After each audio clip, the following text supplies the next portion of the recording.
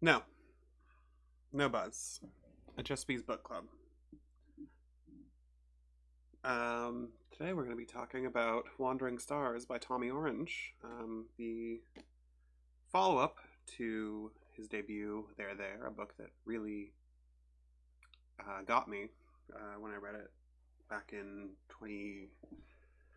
Ooh, I probably read it in early 20, not early, but like mid 2020. I might have read it as late as early 20 or late, really late 2019. I don't think so though.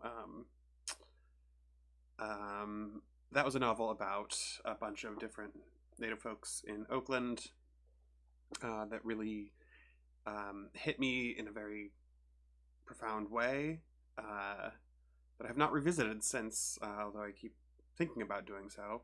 Uh, and I was not expecting um, there to be necessarily any relationship between Wandering Stars and There, because it had been a while since I read it, and um, when those things came up, I kind of lost my shit. Um, Even though this is an advanced reader copy, this is an ARC, this is not the final text, so anything I quote from here is not going to be necessarily in the book.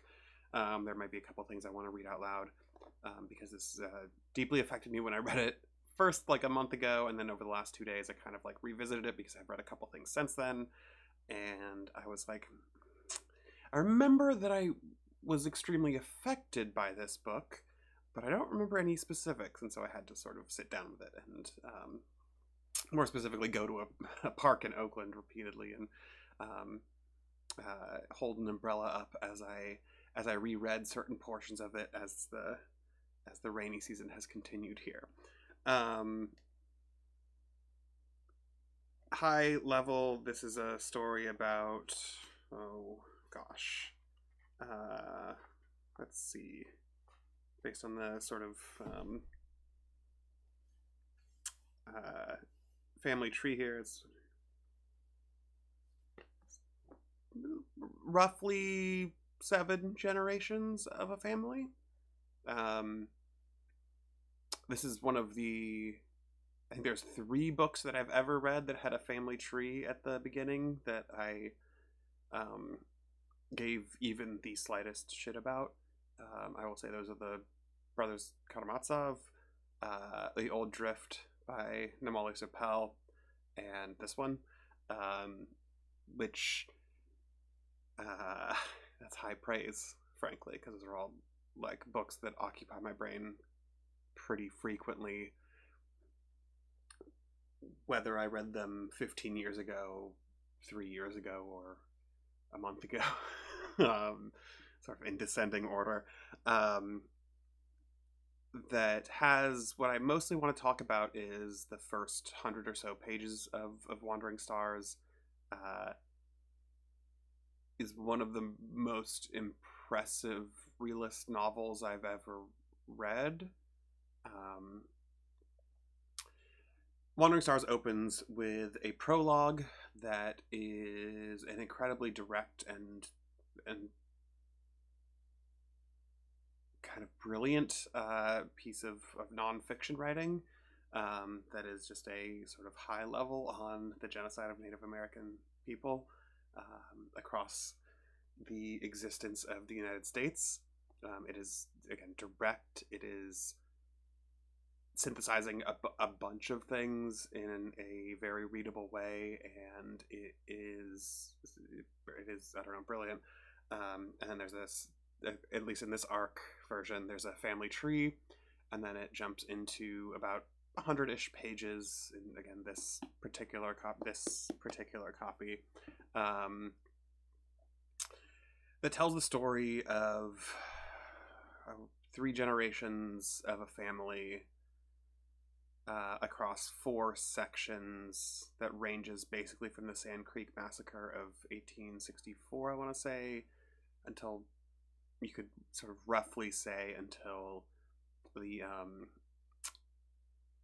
occupation of Alcatraz by the American Indian movement, or the Indians of all nations movement, I believe is the other name for it. I might be getting that second one slightly wrong. The second one is not necessarily also called a movement, but in 69, so about a century, in 4 parts, divided by seasons, told from so many different kinds of points of view. There's what I can only describe as like first person omniscient. There is like super close third person. There is sort of direct address first person in one of them, that is like one of the shorter ones, that is like entirely you statements based in a particular person's interiority. That's why I call it a first person, that are directed at an unborn baby. There's I lay this all out to say there's a bunch of like formal tricks happening throughout this first chunk of the novel that are not showy. They're not experimental in the sense of like you read the experiment happening and are meant to react to the experiment. They are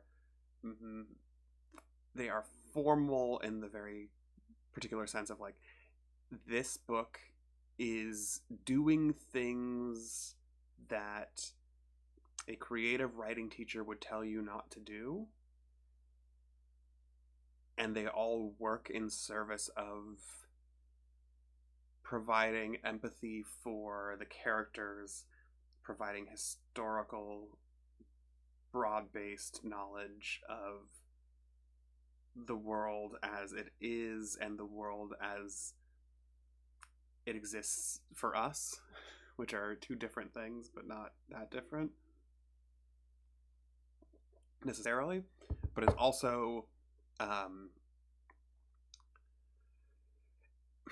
also just this like impeccable example of, and this is why like Brothers K also comes up in my brain, of like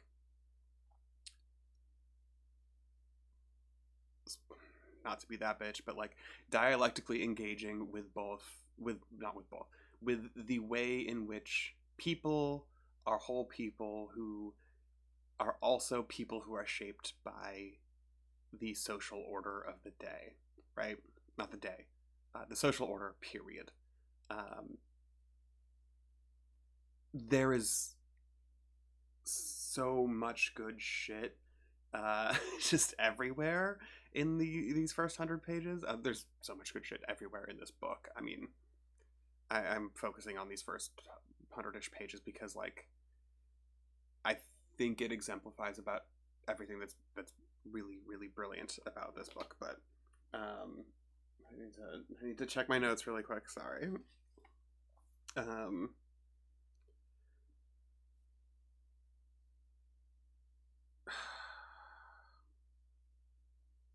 Yeah. I think this is not me being particularly skillful about talking about these things, but like, I don't know, the other things that like sort of like big broad thematic strokes of this whole book, but as read through this first part, this is a book about addiction, right? At least in the advanced reader copy that I have, again, this could have changed before the actual book comes out, but the acknowledgments page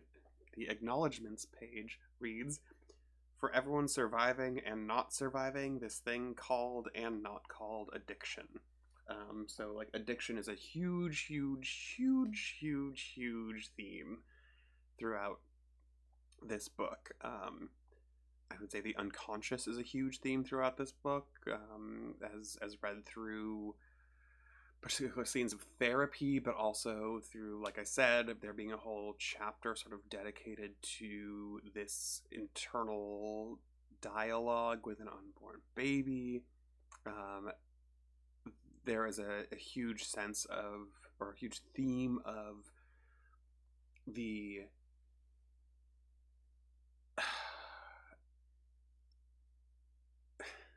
this is just a phrase that's in my head, the way that biology is destiny, which is not entirely accurate to what the book is talking about, but the way that like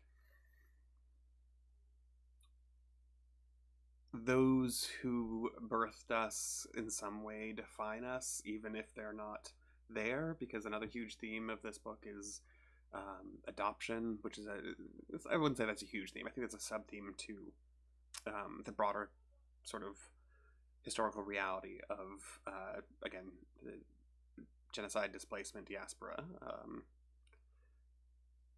There are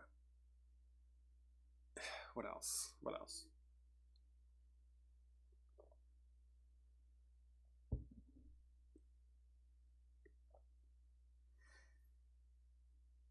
I mean, surviving and not surviving as the acknowledgments in this advanced reader copy say, or as I quoted from this advanced reader copy, surviving and not surviving is also a huge sort of contested question. What the differences there are, even in the very simple level, right? Like surviving and not surviving it. This thing called addiction is on its face a question of you know, living or not living, but it's also a question of living and living to die. Yeah, all of this book is, I mean, maybe this is just the short version of this. Maybe this is just me doing this small ramble and saying that this book is a social realist masterpiece that I feel like I don't even deserve to have read, but also it's a thing that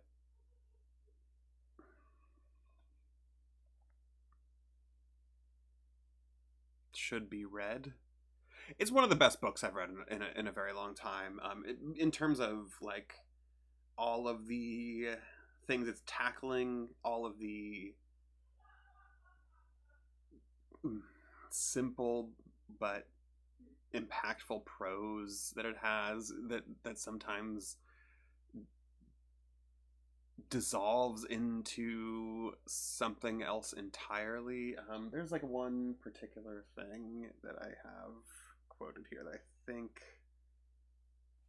can sort of illustrate. Yeah. I'm going to go to page 84 in this advanced reader copy. Again, this is an advanced reader copy. It's explicitly not meant to be quoted from, so deal with it. Or, you know, give me a cease and desist or whatever. I'm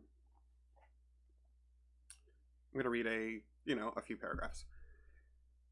We both played in the marching band. Your father played the trumpet, I carried the bass drum, but he also blew the bugle in the morning for our drills. Already, this is like a pretty solid encapsulation of the way that Orange can write very declarative sentences, very short declarative sentences that have their own music to them, I think. I never did find out what happened to him the night before the morning he went out and blew his trumpet instead of his bugle. Blew and blew a song that grew out of him in extended notes that called for the rising of us not out of our beds but out of our bodies. And that's the counterpoint, right? That's all one sentence. It runs itself on a little bit, but in a very musical way. It's all one sentence, all one paragraph. I can't explain it well. You never can with music. I can say the notes were long and building to something, the way he started it out. Not completely unlike the bugle calls normally were in the morning, but then he veered off into a kind of chaos that felt wild and maybe a little uncontrolled, all the way until he returned the song home to its initial call just before the men started to chase him.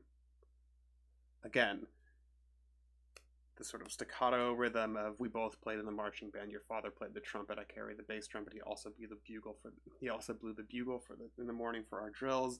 Followed by the run-on of I never did find out what happened to him the night before the morning he went out and blew his trumpet instead of his bugle. Blew a song that grew out of him in extended notes that called for the rising of us not out of our beds, but out of our bodies. Back to, I can't explain it well, but not back to, but sort of synthesizing. I can't explain it well, you never can with music. Again, this is not speaking to, this is not speaking to the sentences and their musicality, but it is also speaking to the sentences in their musicality. I can say the notes were long and building to something the way he started it out, not completely unlike the bugle calls normally were in the morning, but then he veered off into a kind of chaos that felt wild and maybe a little uncontrolled all the way until he returned the song home to its initial call just before the men started to chase him.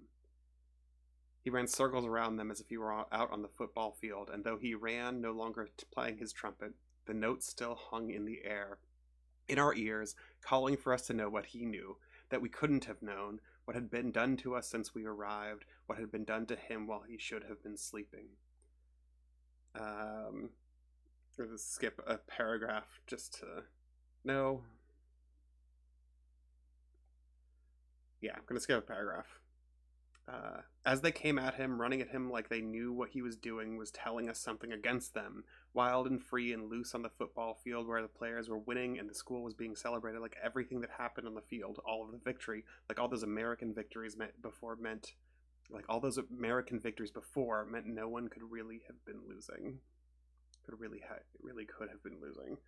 He used his trumpet as a weapon as they came at him, swiping with it at their faces. That thing with its curved lip and edges, its weight, it did damage. And this was the really shocking part, when he swung his trumpet. An especially hard swing caught one of those men's noses with the rim or the lip, the curved part of the trumpet where it flares out like a flower.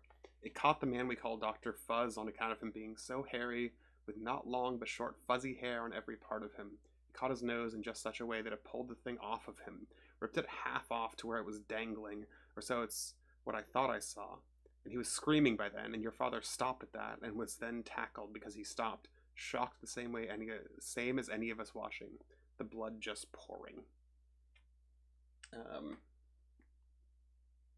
Yeah, I think there's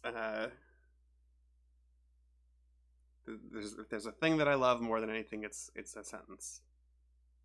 And if there's a thing I love even more than that, it's a sentence in rhythm with, or in contrast to, or in dialogue with, or in another kind of structural position against another sentence. And I don't think Orange is that kind of a writer. I think he's more a King style writer that is like somebody who's interested in telling a story, somebody who's interested in sort of like broadly making you want to turn the page. But like King, when he's not writing trash, and not like King in terms of like having an actual sense of the world and the actual social order that exists. There is occasionally a brilliance to his to Orange's sentence craft that I just melt over. And then you couple that with the other parts of the book, the way that it tells this history in a sort of, I want to say vibrant, but that's just like the word that comes to mind because I'm a fucking hack. That he tells this history in a way that like through which you can see the shape of reality, and by which the story becomes better at the same time. It's a magical thing to me. And then these 100 pages that I've been talking about finish, and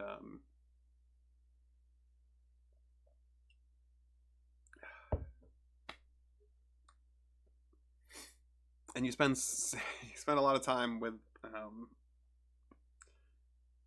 a character who, if you've read They're There, you um, certainly care about, and um, and it gets fucked up in ways that you didn't expect.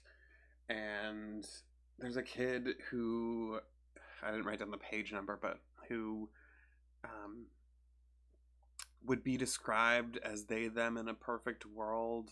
I'm sort of just pulling. I'm not quoting here, but something along the lines of, and paraphrasing is what I'm doing. Would be described as they them in a perfect world, but that's not the world that he lives in. And there is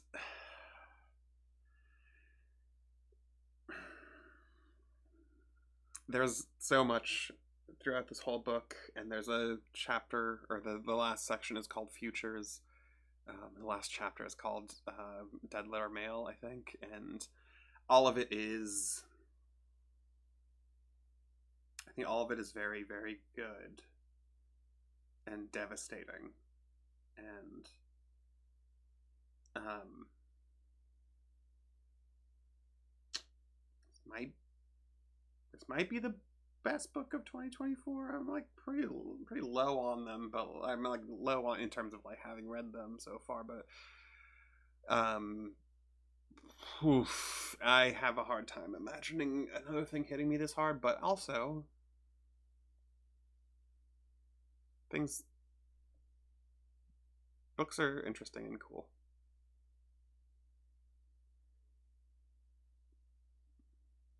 Yeah.